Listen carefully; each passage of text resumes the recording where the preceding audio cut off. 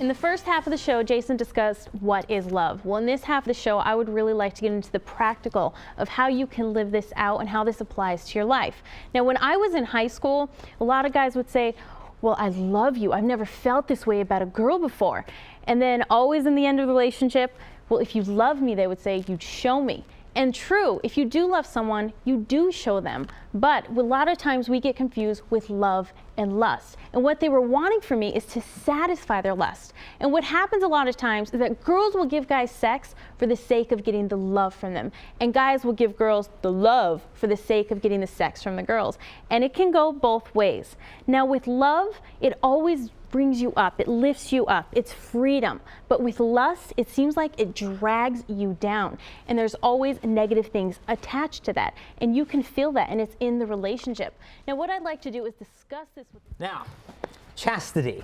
Pope John Paul II said the word needs to be rehabilitated. Because when you hear the word chastity, honestly, what do you think? You think, no.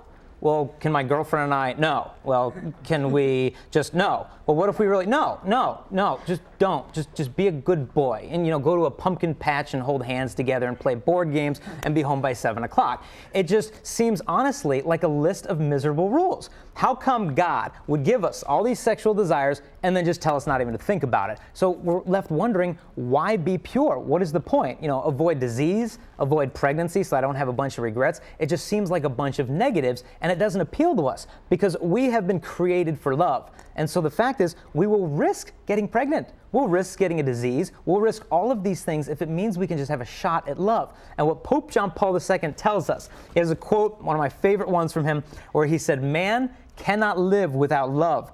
He remains a being that is incomprehensible for himself. His life is senseless if love is not revealed to him, if he does not encounter love, if he does not experience it and make it his own, if he does not participate intimately in it. This is why Christ the Redeemer fully reveals man to himself." And what he's saying here is not that man can't live without dating someone. What he's saying is that we have been made in the image and likeness of God. God is love, so we have been created for love. And one of the beauties of chastity is it's not just about waiting. You always hear, well, abstain, just say no, true love waits. And those are all great campaigns, but it sounds like a system of restraints. Is there anything positive about it? Pope John Paul II told us that the purpose of chastity is to free a couple from a selfish attitude of wanting to use each other's objects, thus making us capable of authentic human love. And that's the good news, that if you really want love, once you see God's plan for human sexuality, you don't want to behave and be good because you're afraid of disease, you're afraid of getting pregnant. You change your lives because you want to, because God's vision of human love is everything that the human heart longs for. But it's not enough to want this kind of love. We've got to know how to give it. So, what is love? I'm driving home from the beach the other day in San Diego, and as a radio